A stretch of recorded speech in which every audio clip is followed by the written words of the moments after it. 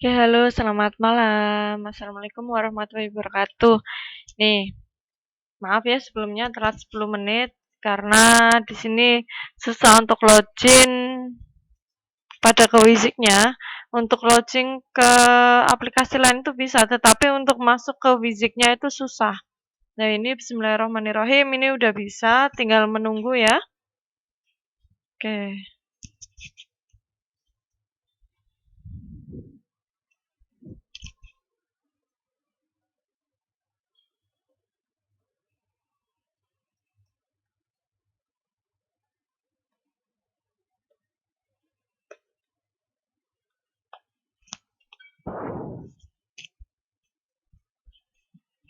Nih, masih proses di sini ya.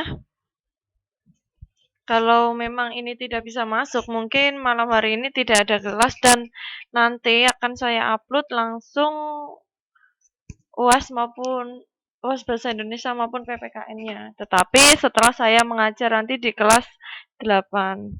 Oke, ini sinyalnya nggak ada ya.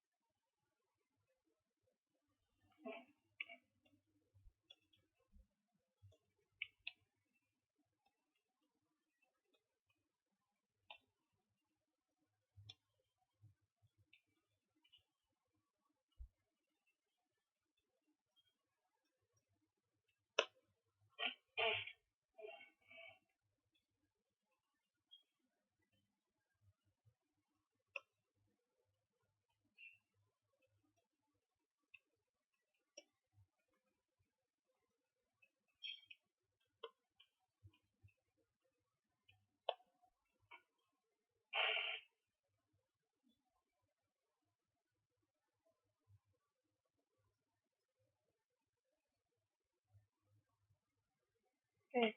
Halo, selamat malam. Halo. Assalamualaikum warahmatullahi wabarakatuh. Halo, selamat malam Mbak Aisyah, bisa mendengarkan suara saya? Halo. Halo, selamat malam.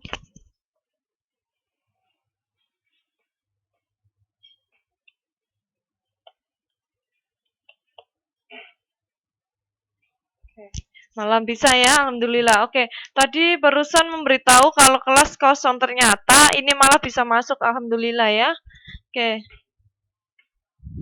ini langsung masuk aja ya pada materi ini karena ini adalah pertemuan terakhir kita dan UASnya nanti menyusul malam hari ini udah saya upload karena Senin besok udah mulai UN ya, sorry, untuk hari Sabtu besok ya. Oke, kita masuk bab yang terakhir. Kita mengejar bab yang kemarin ya, yang belum selesai.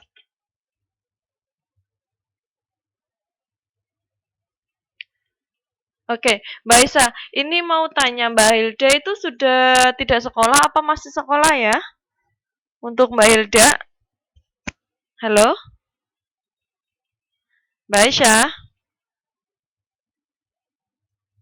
halo, masih bisa mendengarkan suara saya?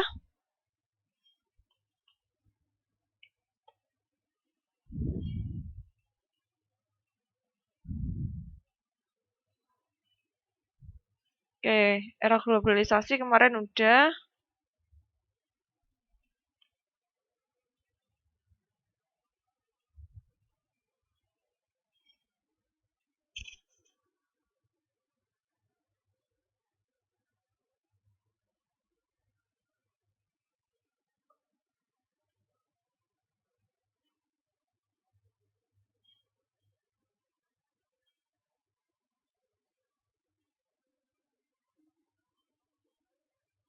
Oke nih, masuk politik luar negeri dan di Indonesia. Oke, sebelum kita memulai mata pelajaran, langkah baiknya kita berdoa terlebih dahulu ya.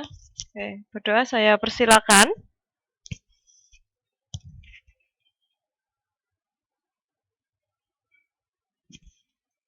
Berdoa selesai. Oke, ini kita masuk pada politik luar negeri Indonesia. Nah, kita sudah membahas ya, politik luar negeri Indonesia adalah bebas dan aktif, di mana kita bebas untuk memilih dan aktif ikut serta untuk tata tertib dunia.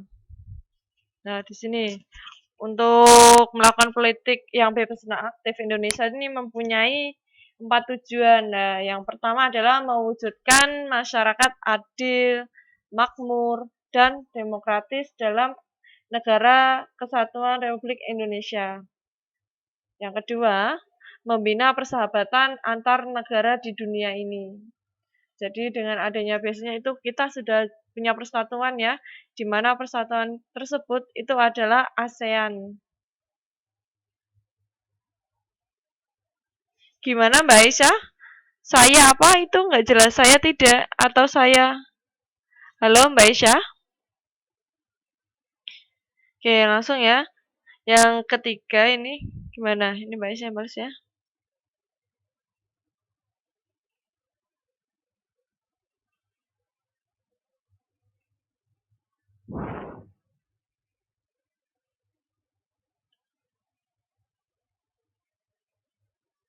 Oh tidak jelas sama Mbak Elda. Oke nggak apa-apa udah ya. Saya nggak pernah masuk ya. Kalau Mbak Dwi kan masih ngomong, oke nggak apa-apa ya. Lanjut aja ya. Kita membahas tadi ya, yaitu politik bebas dan aktif lah. Bebas dan aktif di sini ada beberapa tujuan, yaitu ada 4.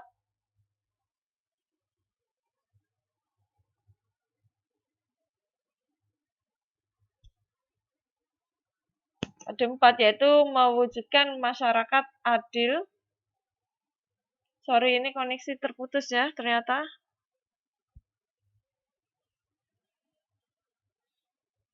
Tadi ya, mewujudkan masyarakat adil, makmur, dan demokratis. Di mana yaitu di negara kesatuan Republik Indonesia. Tadi yang kedua yaitu membina persahabatan antar negara di dunia. Seperti yang kita ketahui ya pada ASEAN itu. Terus dilanjut lagi, yaitu menjalin kerjasama antar negara dalam bidang ekonomi, sosial, budaya, iptek. Jadi kayak ekspor impor, perdagangan minyak bumi dan lain-lain. Nah, mungkin apa ya?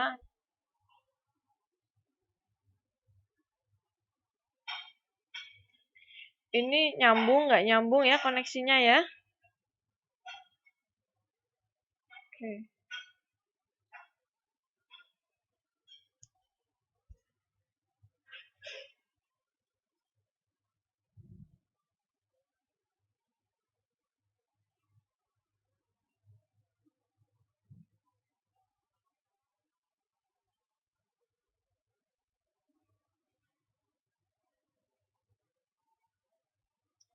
Yang terakhir adalah mempertahankan kemerdekaan. Nah, itu adalah salah satu tugas dari politik bebas dan aktif tadi ya. Bebas yaitu bebas memilih dan tidak memihak, dan aktif ikut serta dalam ketertiban dunia. Kita masuk pada dasar pelaksanaan politik luar negeri Indonesia. Di sini dasar pelaksanaan politik luar negeri Indonesia yaitu pertama yaitu Pancasila sebagai landasan ideal. Jadi Pancasila itu yang menjadi patokan. Yang kedua, Undang-Undang Dasar 1945 dan amandemennya. Nah, itu adalah dasar pelaksanaan politik luar negeri yang diikuti ya, itu sesuai dengan Pancasila dan Undang-Undang Dasar. Nah, Undang-Undang Dasar 1945 ini merupakan landasan konstitusional bagi pelaksanaan politik luar negeri bebas aktif. Tetapi ini terdapat beberapa hal yang menjadi dasar pelaksanaan politik luar negeri. Yang pertama ini ya, pada pembukaan Undang-Undang 1945 ini pada alinea pertama yang berbunyi kemerdekaan itu ialah hak segala bangsa. Nah, itu adalah kemerdekaan itu tidak hanya milik negara sendiri, tetapi kita ikut serta merasakan. Yang kedua, pada alinea keempat ini ya, ikut melakukan ketertiban dunia berdasarkan kemerdekaan, perdamaian, abadi, dan keadilan sosial tadi ya, yaitu masuk pada politik bebas dan aktif, yaitu aktif tadi, yaitu ikut melaksanakan ketertiban dunia. Nih, masuk pada pasal ketiga, nomor 3 pasal 11 ayat 1. Presiden membuat perdamaian dan perjanjian dengan negara lain. Presiden itu ada kerjasama antar negara di mana yaitu membuat suatu perdamaian pada antar negara. Nah, ini juga ada kesepakatan ya untuk negara ASEAN itu bebas dari senjata nuklir. Nah, seperti itu ya, itu juga merupakan suatu perjanjian-perjanjian yang sudah dilaksanakan mungkin dari presiden maupun dari menteri luar negeri. Yang terakhir adalah pada pasal 13 ayat 1, presiden menerima penempatan duta negara lain. Nah, itu adalah yang dibahas pada politik luar negeri Indonesia. Yang pertama adalah politik bebas dan aktif. Yang kedua adalah dasar pelaksanaan politik luar negeri Indonesia. Nah, ini masuk ya pada poin C. Nah, karena itu kemarin sudah sempat dibahas sih. Saya mengulang sedikit. Aduh, susah.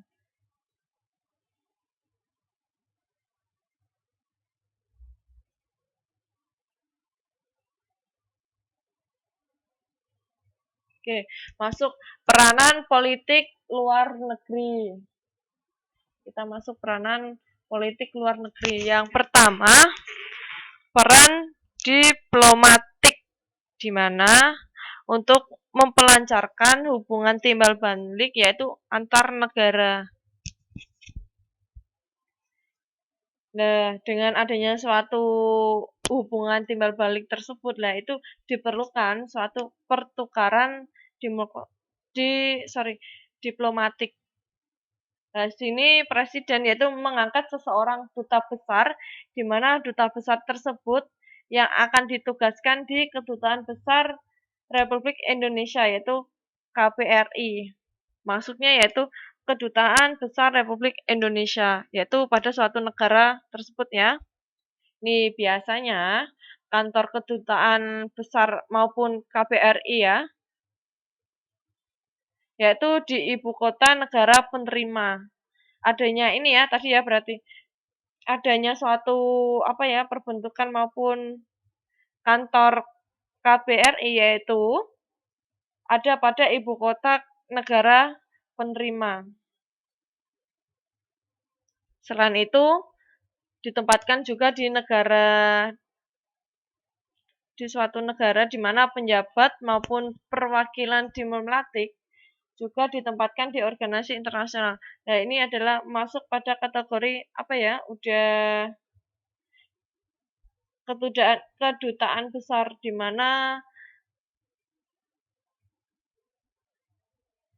tadi ditugaskan di suatu negara. Nah, untuk KBRI ini ditempatkan di mana tempatnya tersebut itu di kota penerimanya. Jadi seseorang yang ditempati lah, contohnya seperti itu. Nih, fungsi dan tugasnya. Untuk fungsinya yang pertama adalah mewakili negara Indonesia di negara tempat tugas. Jadi perwakilan dari Indonesia ya, tetapi untuk penugasannya itu mungkin di apa ya, di daerah lain di mana kita mendirikan suatu kantor di mana kantor tersebut itu di negara lain, bukan di negara sendiri. Yang kedua, oke, ini koneksi terputus lagi, terputus lagi.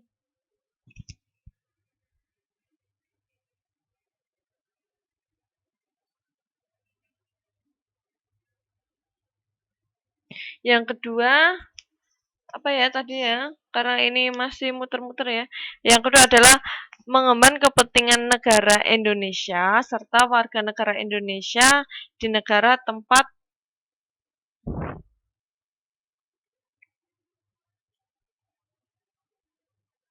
tugas. Ini ya, mengemban kepentingan negara Indonesia serta warga Indonesia di negara tempat tugas. Jadi di tempat negara lain. Yang ketiga ini ya, mengadakan persetujuan dengan pemerintah tempat tugas dan kerjasama kedua negara. Tadi mengadakan suatu persetujuan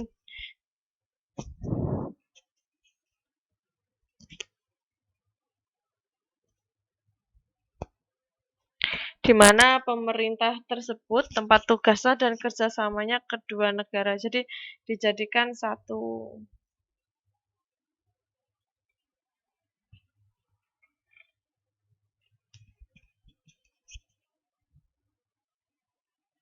Nah, itu adalah tadi fungsinya lah. Kita masuk pada tugasnya.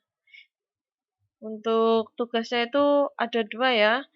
Kalau tadi kan fungsinya ada 4 dan untuk tugasnya itu ada 2 yaitu mewakili negara Indonesia dalam hubungan bilateral.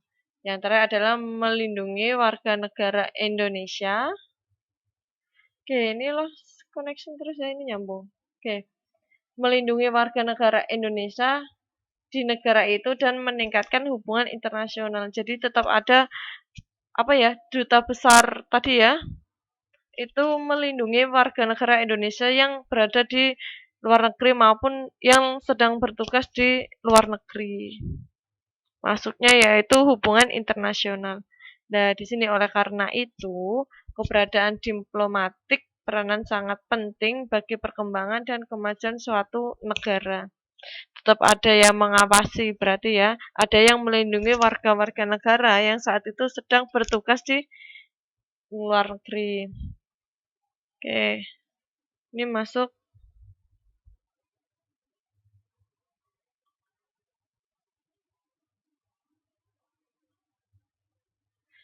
peranan Indonesia dalam percaturan internasional. Usaha Indonesia selalu menggalang persahabatan dengan bangsa-bangsa lain terus dilakukan. Ini ya, usaha Indonesia ini selalu apa ya, untuk mempersatukan, untuk mencari persahabatan dengan negara-negara lain ya. Di mana upaya tersebut itu, oke ini koneksi terputus terus ya. Terputus, connect, dan terus menerus. Nih, di mana upaya tersebut ini diantaranya melalui konferensi Asia. Ini yang sudah dilakukan adalah konferensi Asia itu adalah salah satu upaya yang sudah dilakukan, yaitu Asia Afrika dan masuk pada, duh ini gimana ini kalau putus-putus terus.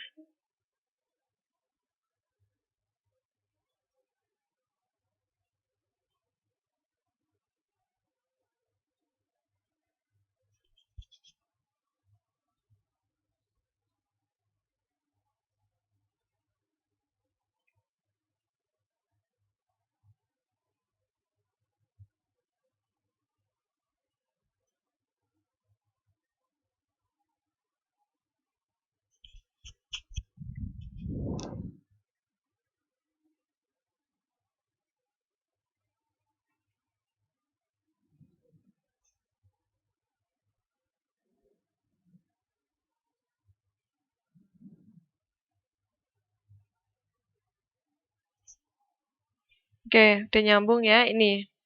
Itu adalah peranan Indonesia dalam pencaturan internasional, di mana upaya tersebut diantaranya itu ada Konferensi Asia Afrika dan masuk yaitu menjadi anggota PBB. Kemarin ya, PBB adalah Perserikatan Bangsa-Bangsa. Indonesia juga ikut serta berperan dalam melahirkan gerakan non-blok, yaitu GNB.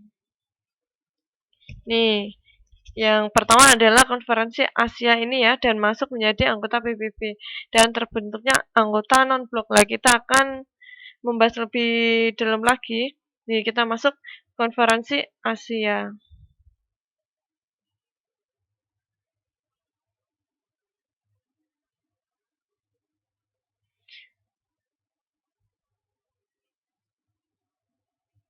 Nih, di suatu negara, ya negara-negara tersebut ya, yaitu dalam mengalami suatu masalah di mana adanya suatu perlombaan senjata antara blok barat dan blok timur. Jadi adanya suatu perlombaan tersebut dengan kecemasan yaitu menimbulkan ketegangan, yaitu ketegangan internasional. Masuknya sudah internasional. Nih untuk blok barat sendiri itu dipimpin oleh Amerika Serikat. Sedangkan blok timur itu dipimpin oleh Uni Soviet. Nah, ini ada beberapa negara ini mendorong dan ikut serta. Ini apa ya? Ikut serta untuk membantunya, yaitu tadi ya antara blok barat dan blok timur untuk mempersatukan. Nah, ini untuk konferensi Asia Afrika ini diawali dengan konferensi Kolombo di mana dilaksanakan pada tanggal 28 April 29. Kemudian ini dilanjutkan dengan konferensi Bogor. Ini yang dilakukan di Indonesia. Nah, di sini ya ada negara Indonesia. Ini ditegaskan ya. Indonesia di sini itu salah satu negara yang menjadi negara sponsor. 5 negara, di mana 5 negara tersebut adalah Indonesia, Sri Lanka, Pakistan, Burma maupun Myanmar dan India. KKA tadi adalah Konferensi Asia Afrika. Nah, di mana itu dilaksanakan tanggal 18 sampai 24 April 1955. Itu tadi ya dilaksanakan di Jakarta, di Bandung.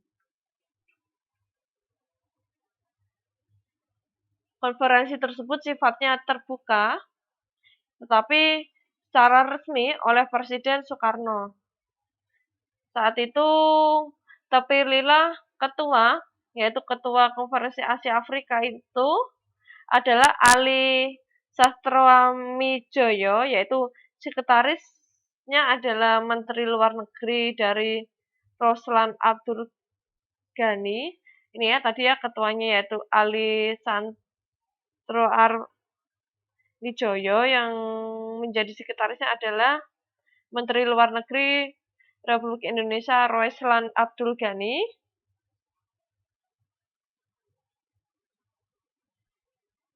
Yaitu di negara Indonesia ya pelaksanaannya. Untuk hasil konferensi Asia Afrika yang di Bandung itu berupa rumusan yang disebut Dasasila Bandung. Jadi peranan Indonesia dalam konferensi Asia Afrika tersebut adalah negara sponsor. Tempat penyelenggaraan konferensi Asia Afrika tersebut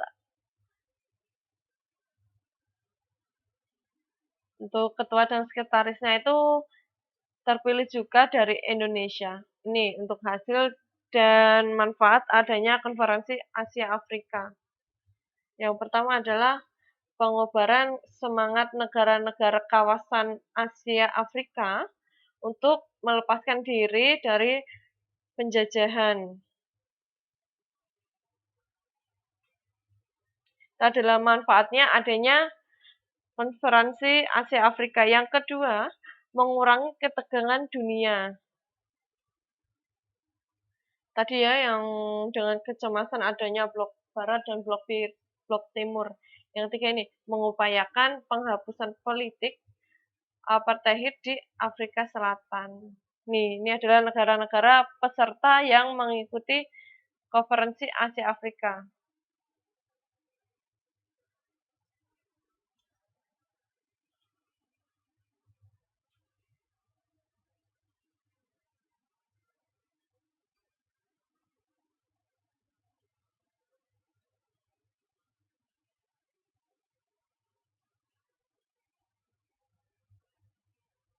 Nih, untuk dari Asia sendiri ya, di sini ada Afghanistan, Arab Saudi, Myanmar, Cina maupun Republik Cina ya, Republik Rakyat Cina, terus Filipina, India, Indonesia, Irak, Iran, Jepang, Jordania, Kamboja, Laos, Lebanon, Nepal, Pakistan, Sri Lanka, Sudan, Suriah, Thailand, Turki, Vietnam Utara, dan Vietnam Selatan.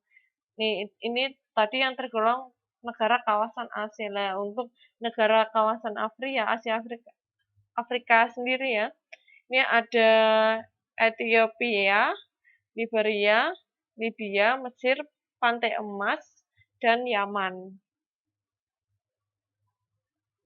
Itu adalah kawasan Afrika.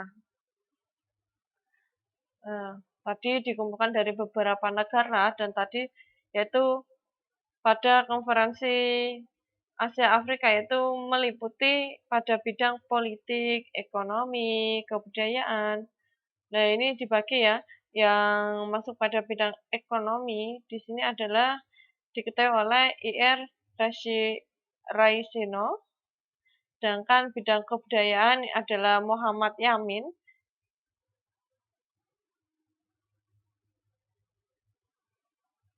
Ini tadi jumlahnya pada daftar tersebut adalah 29 negara. Jadi yang menghadiri KAA maupun konferensi Asia itu ada 29 negara. Nah, dari beberapa negara tersebut, untuk ideologinya, terus model pemerintahannya itu sangat berbeda. Tetapi di sana itu bisa dijadikan satu dan bisa bersatu untuk menjalani suatu kerjasama. Padahal 29 negara itu tidak hanya presidennya saja yang datang, itu ada menteri-menterinya, ini cukup banyak. Nah, di mana alhamdulillah bisa bersatu ya, nggak ada cekcok satu antar yang lain. Kayak ini malah terputus lagi ya ternyata. Padahal ini udah lumayan.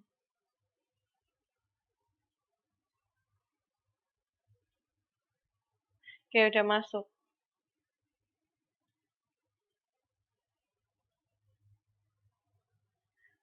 Oke, putus lagi, nyambung lagi, putus lagi, nyambung lagi ya.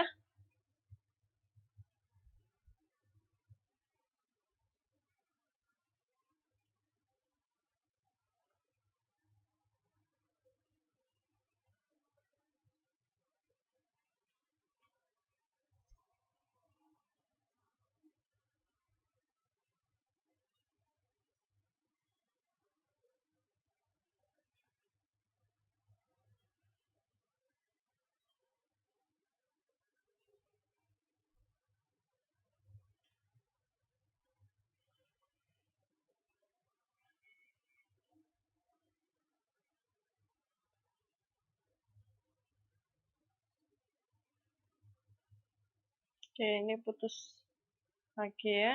Oke, saya sambungkan lagi.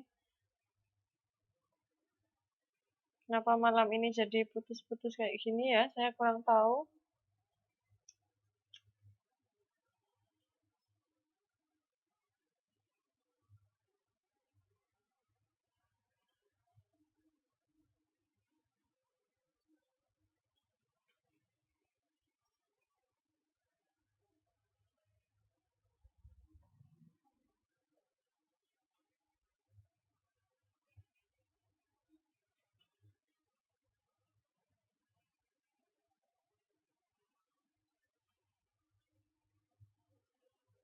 Oke, ini masih sedikit lagi ya. Oke, udah nyambung ya.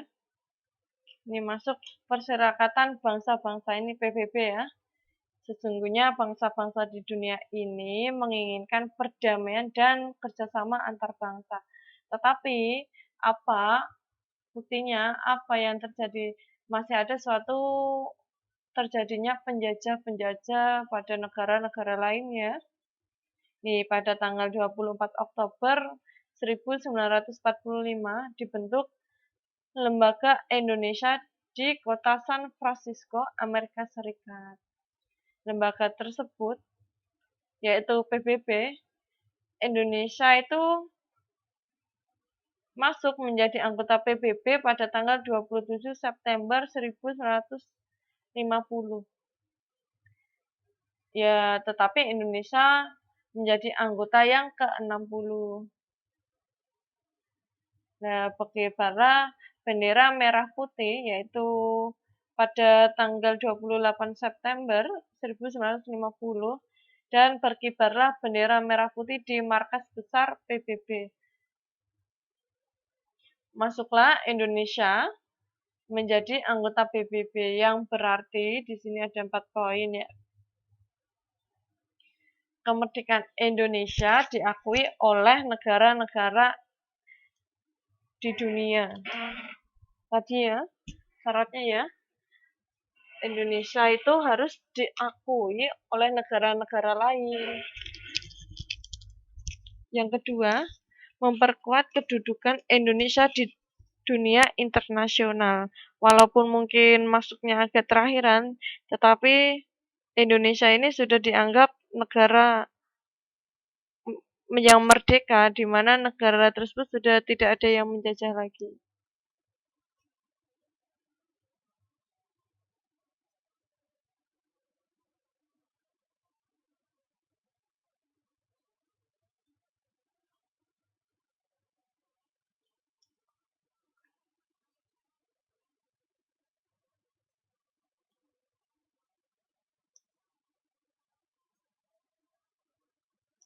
Yang kedua, tadi ya, memperkuat kedudukan Indonesia di dunia internasional, yaitu biar lebih mengenal ya, terus lebih gampang untuk menjalin kerjasama di dalam luar negeri juga ya. Yang ketiga, Indonesia dapat berkomunikasi.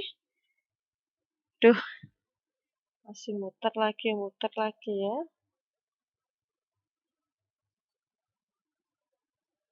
Indonesia dapat berkomunikasi dengan negara-negara di negara lain, yaitu di dunia. Jadi Indonesia dengan ikutnya PBB itu bisa ikut berkomunikasi, ikut serta dalam ketertiban dunia, yaitu bisa menjalin kerjasama di mana dengan negara-negara di dunia. Yang terakhir adalah Indonesia dapat ikut memelihara perdamaian. Tadi ya, perdamaian dunia. Jadi tidak ada suatu permusuhan di mana permusuhan antar bangsa, terus adanya penjajahan. Karena mungkin Indonesia juga pernah merasakan rasanya mungkin tidak damai pada suatu negara ya. Oke, ini masih muter-muter ternyata. Oke, ini sudah nyambung.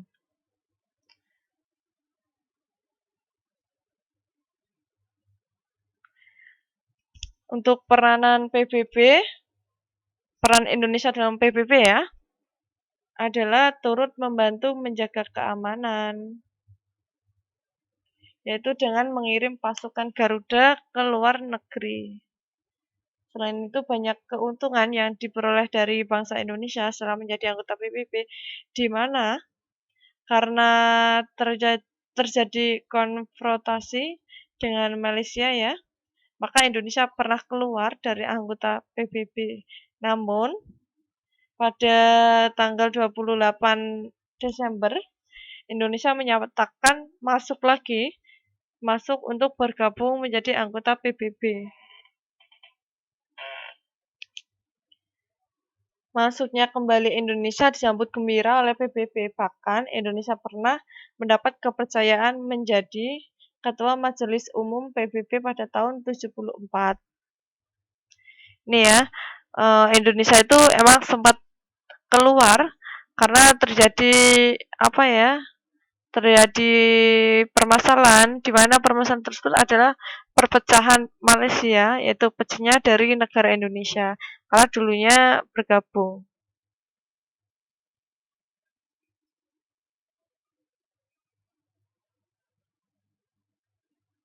Nih, kita masuk yang terakhir ya, mungkin waktunya pas sekali. Yang terakhir adalah organisasi negara-negara non-blok.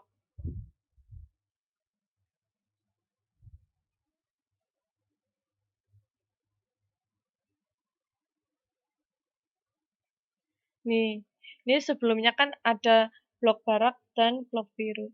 Ada blok timur. Nah, di sini ada perbentukan lagi di mana membuat organisasi negara-negara non-blok, yaitu negara-negara di dunia yang tidak bergabung dalam blok barat dan blok timur merasa was-was. Karena apa? Yaitu tadi, karena adanya suatu ketegangan di mana ketegangan tersebut itu antaranya dari blok barat adalah Amerika Serikat dan blok timur adalah Uni Soviet. Nah, di sini dengan adanya suatu apa ya, kebersamaan, terus semangat dari negara-negara yang tidak mengikuti blok manapun dengan adanya gerakan non-blok, yaitu tadi ini ya yang dibuat oleh tokoh-tokoh permekasa gerakan non-blok. Ini yang pertama dari Indonesia yaitu Ir Soekarno. Yang kedua adalah Joseph Broz Tito dari Yugoslavia, negara Gamal Abdul Nasir, yaitu dari Mesir ya. Terus Pandit Jawaharlal Nehru dari India, Kwame Nkrumah dari mana tadi ya? Oke, terputus lagi dan terputus lagi. Itu dari Graha.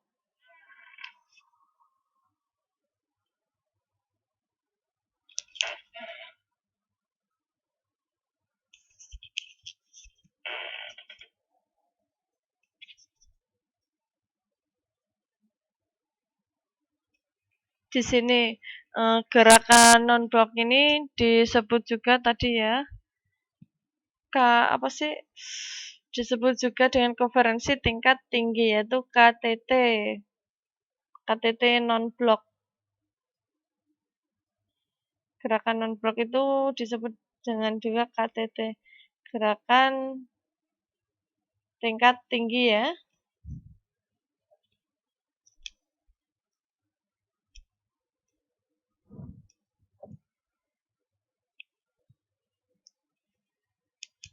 Nah, ini ada KTT 1 dan KTT seterusnya ya. Duh, ini masih seperti. Nah, ini KTT 1 itu berlangsung yaitu di negara Beograd, yaitu ibu kota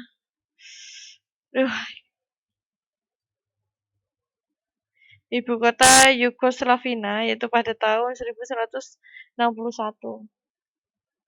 Nah, konferensi ini dihadiri oleh 23 negara dan keputusan tersebut ya, dengan deklarasi Beograd, Indonesia pernah menjadi tuan rumah KTT non-blok, yaitu pada September 1900 berapa tadi ya? Indonesia pernah menjadi tuan rumahnya, yaitu pada 1992. Pada waktu itu diselenggarakan di Jakarta dan diakhiri oleh 108 negara.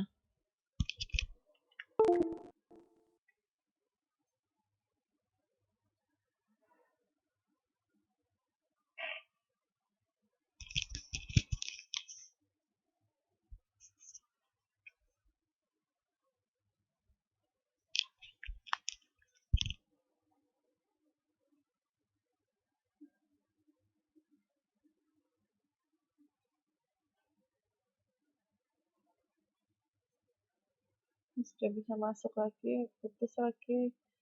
Duh, ini malah terus-terusan kayak gini ya, nantinya malah gimana kalau ngajar seterusnya.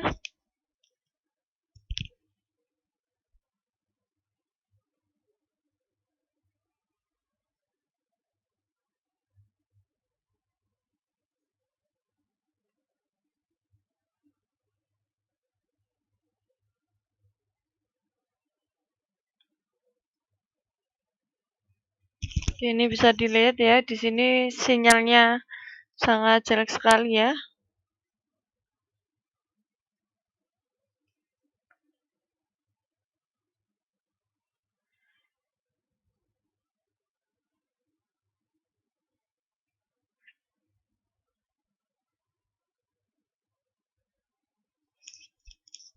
Oke, mungkin cuman sampai sini aja ya materinya ya, karena sudah selesai. Mungkin ini bisa dibuat latihan dan nanti akan saya kirimkan ya. Akan saya kirimkan untuk UAS-nya. Untuk malam hari ini saya akan mengupload semuanya. Tapi tadi belum sempat saya edit ya.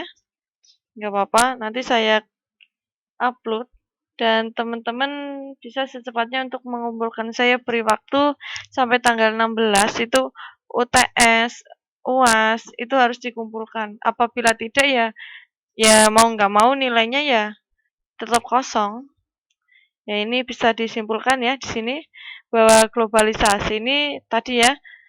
Oke, yang kemarin-kemarin ya itu berasal dari kata global yang dapat diartikan yaitu umum. Global itu adalah umum. Jadi globalisasi berarti suatu hal yang berkaitan dengan dunia internasional atau seluruh jagat raya. Itu adalah pengertian globalisasi. Nah, globalisasi juga mempengaruhi beberapa bidang, di mana bidang tersebut adalah bidang ekonomi, sosial budaya, dan iptek.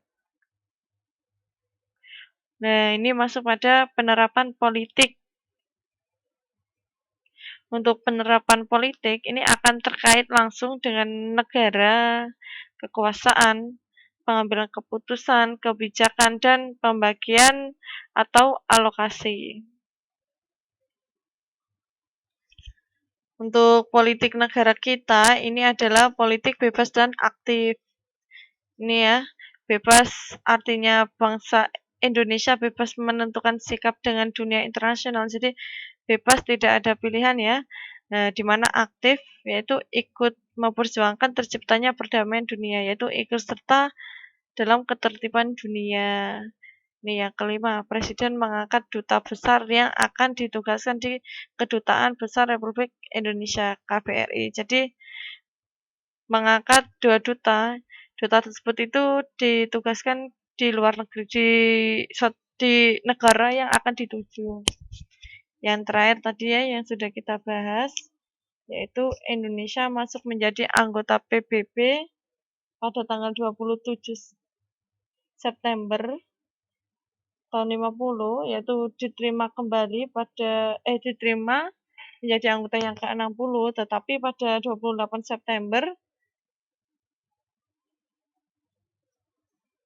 50 sejak itu berkibarlah bendera merah putih di markas besar PBB. Tetapi ya, tadi sudah ditekankan bahwa Indonesia itu pernah keluar PBB karena apa? Adanya satu permasalahan dengan negara Malaysia, karena negara Malaysia tersebut dulunya itu bergabung maupun menjadi satu menjadi negara Indonesia. Mungkin cukup sampai di situ ya, karena waktunya sudah selesai. Mungkin Mbak Aisyah ada yang ditanyakan? Halo? Halo Mbak Isya.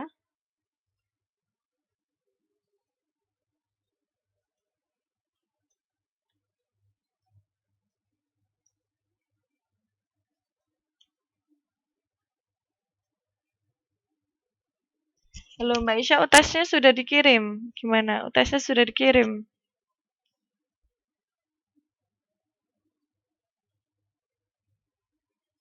Ini dikasih kepastian ya. Karena kemungkinan pokoknya tanggal 16 itu terakhir pengumpulan. Oke, sebentar lagi dua-duanya ya, Mbak Aisyah ya, PPKN dan Bahasa Indonesia. Oke, sudah tahu kan Mbak Aisyah? Oke, mungkin cukup sampai di sini ya. Ini adalah materi terakhir yaitu globalisasi ya dan politik luar negeri. Oke. Saya doakan semoga nanti bisa mengerjakan ujiannya. Semoga nanti bisa lulus dengan nilai yang baik. Ya, saya doakan lah sebagai guru tuh hanya bisa mendoakan muridnya. Semoga nanti bisa dikasih kelancaran. Amin ya.